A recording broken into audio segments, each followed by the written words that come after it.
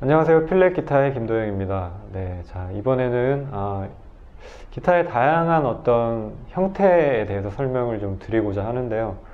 자, 일렉 기타를 분류하는 방법이 뭐 얼핏 생각하기에도 한 서너 가지 이상은 있을 만큼 굉장히 다양하게 분류를 하는 방법이 있는데, 일단 스트랫과 레스폴 타입으로 크게 분류를 할 수 있을 것 같습니다. 자, 스트랫이라고 하는 것은 펜더 타입의 기타를 일반적으로 스트랫이라고 얘기를 하는데요. 자, 이 펜더라는 명칭은 그 회사 어떤 기타, 일렉 기타를 만드는 회사의 브랜드 명칭입니다. 자, 이게 이제 왜 펜더 타입이라고 얘기를 하느냐 하면, 자, 일렉 기타를 거의 최초로 개발을 한 회사가 펜더라는 회사이기 때문입니다. 자, 그래서 이제 그 일종의 고유명사가 됐다고 생각을 하시면 되겠는데, 자, 펜더 타입의 기타를 스트랫이라고 한다고 말씀을 드렸는데, 자, 지금 제 기타인데요. 자, 이 기타가 펜더 기타는 아니지만 형태만 봤을 때는 거의 펜더랑 유사하다고 보시면 될 것 같습니다. 자, 보시는 그대로 이제 이런 식으로 생겨 있는 기타를 스트랫 기타 혹은 펜더 타입 기타라고 얘기를 하고요. 자, 그리고 레스폴 타입의 기타는 지금 여기 없어서 제가 말로 설명을 드려야 될 것 같은데, 자, 여기 지금 비치되어 있는 이런 통기타 모양과 비슷하게 생겨 있는 기타를 보신 적이 아마 있으실 겁니다. 자, 이런 식으로 이 스트랫 타입의 기타보다는 조금 더 이렇게 이제 아래쪽 부분이 이 통기타에 가깝게 이렇게 부풀어 있는 모양이고, 그 다음에 어떻게 보면은 바이올린이라든지 뭐 첼로 이런 악기들과도 비슷한 모양이죠. 자, 그런 모양의 기타를 레스폴 타입 기타라고 합니다.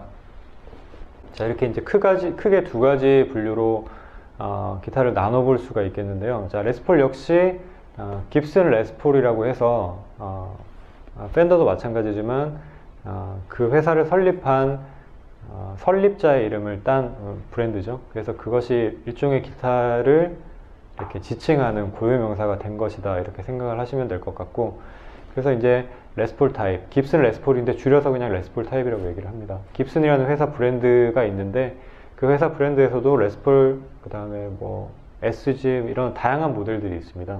그런 모델 중에서 가장 뭐랄까 대표적인 모델을 레스폴이라고 하는데, 그런 타입의 기타를 레스폴 타입의 기타라고 한다라고 생각을 하시면 될 것 같고, 자, 이 두 가지 형태에서 이제 가지가 치듯이 이렇게 이제 분류되어 나온 다양한 또 형태들의 기타가 있습니다.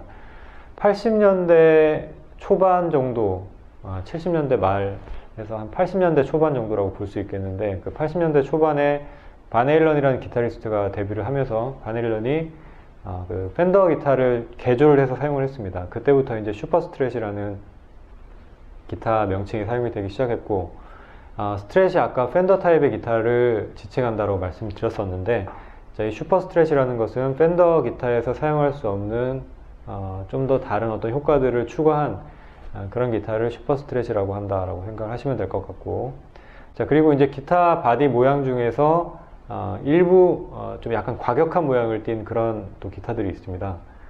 헤비메탈 연주를 하거나 또 이런 어떤 강력한 음악을 연주를 하는 그런 뮤지션들이 많이 사용하는 기타인데요.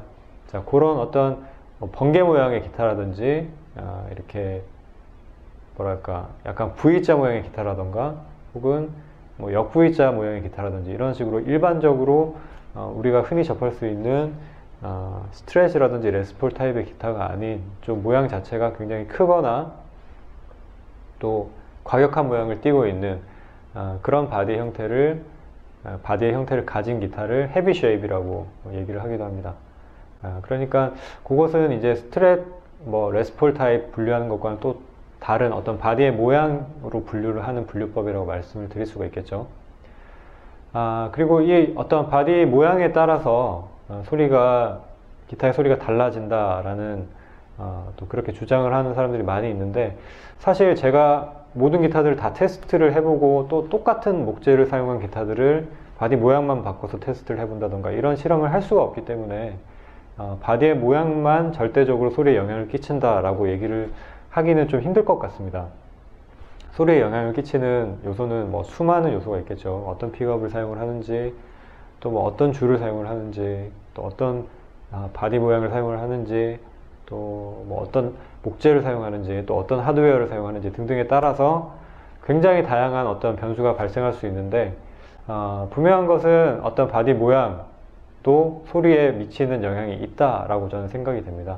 자, 그래서 특징 있는 소리라고 말씀을 드릴 수가 있을 것 같은데, 자, 팬더 타입의 기타 소리와 레스폴 타입의 기타 소리는 굉장히 다른 어떤 특성을 보입니다. 기타를 전혀 모르시는 분들이 들어보더라도 소리 차이가 있다라고 느껴질 만큼 다른 특성을 보이는데, 고유명사화된 어떤 두 가지 타입의 기타인 만큼 기회가 되신다면 소리를 직접 비교해 보시는 것도 좋겠고, 아니면 뭐 요즘에는 유튜브라든지 이런 인터넷 영상으로 많이 찾아보실 수가 있겠죠. 그런 영상으로 뭐 레스폴 타입, 그 다음에 스트랫 타입 이런 식으로 검색을 해서 소리를 비교해서 들어보신 다음에 본인의 마음에 드는 그런 소리를 가진 기타를 고르시는 게 좋을 것 같습니다.